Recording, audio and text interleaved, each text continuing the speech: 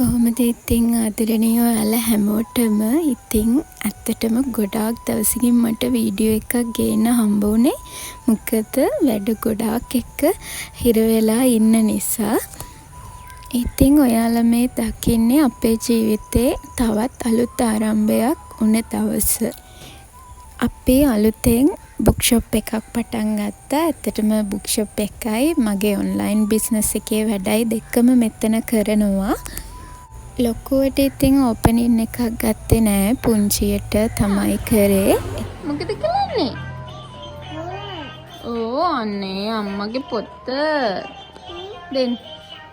Shop එක දැම්ම කියලා හස්බන්ඩ් ජොබ් එකට යන එක නතර කරේ නෑ. දවල්ට ඉතින් මෙන්න මෙයයි මමයි තමයි මේ වැඩේ කරන්නේ. ටිකක් අමාරුයි තමයි.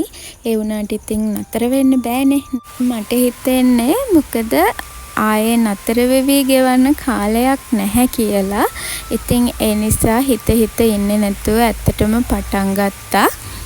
ඇත්තටම ඔයාලා දන්නවා අපේ ගෙදර වැඩ ගොඩාක් තියෙනවා. ඒ වුණාට මට හිතුණ දේ ගෙදර හැදුවොත් ගෙදර හදන එක විතරයිනේ. ඒ වුණාට ආදායමක් අපිට එන දෙයක් කරගන්න තියෙනවා නම් ගෙදර හදනවට වඩා ගොඩාක් හොඳයි කියලා හිතුණ නිසා තමයි ගෙදර හදන්න කියලා හිතාගෙන හිටපු සල්ලි වලින් අපි මේ දේ පටන් ගත්තේ.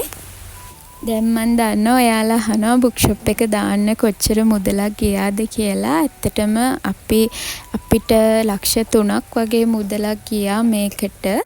මේ ලක්ෂ 3 මම ගෙදර වැඩවලට යෙදෙව්වා නම් ඇත්තටම සිවිලිම් ටිකයි කපරාරු කරන වැඩ ටිකයි කරන්න ලක්ෂ 3ක් විතර ඇත්තටම යනවා.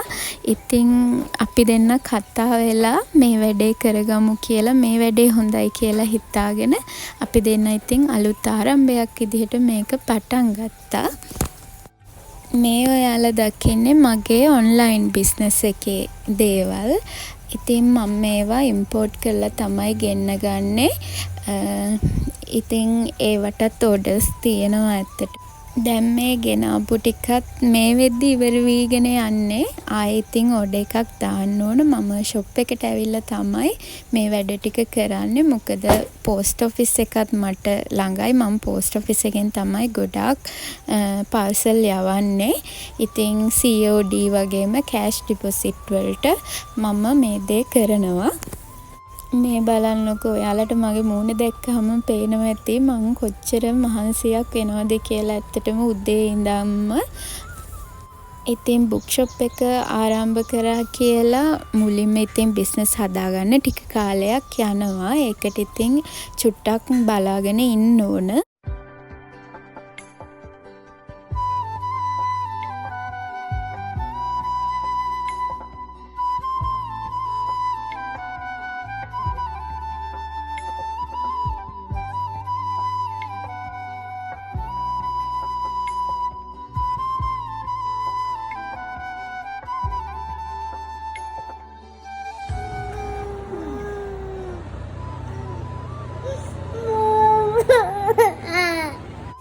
ඉතින් චූටි පැටියා ගැන ගොඩාක් දුකයි. මොකද මේ මට යාව තියන්න තැනක් නැහැ. තාම ඉතින් අවුරුදු 2ක් නැහැනේ.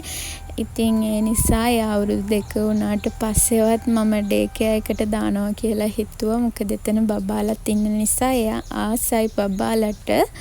ඉතින් එයා වැඩ කරන වෙලාවට ගොඩාක් වෙලාවට අඬනවා. ඉතින් ඒක නම් මට දරා ගන්න බැරි දුකක් ඇත්තටම. ගොඩක් වෙලාවට මගේ මහත්තයා ආවට පස්සේ මම ගෙදර එනවා. මොකද රැට උයන්න ඕන, ඒ වැඩ ටික බලන්න ඕන. ඉතින් අද නම් ෂොප් එකට ඇවිල්ලා පාර්සල් එකක් ගන්නවා කියලා තිබුණා.